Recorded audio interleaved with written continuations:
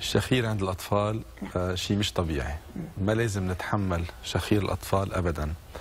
الشخير بيحصل عند تضيق بمجرى الهواء عند الطفل، بيؤدي لإصدار صوت عندما يضرب مجرى الهواء ببعضه أثناء النوم.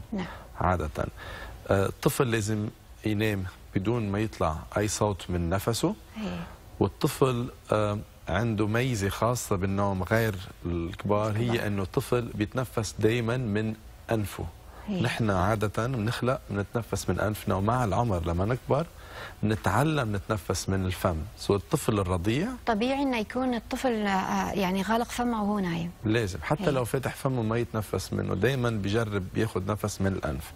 مشان هيك نحن بنولي اهتمام كثير عندما الطفل يشخر، لأنه إذا في عنده أي انسداد بمجرى الهواء بصير عندنا انقطاع بالنفس أثناء النوم، وهالانقطاع بيؤدي لمشاكل صحية كثير مهمة ما بنعرفها بوقتها، لأنه بتاخد وقت لتبين عند الطفل، منها مشاكل النمو، مشاكل التركيز، النمو العقلي، الراحة، بتسبب مرات قلق عند الطفل.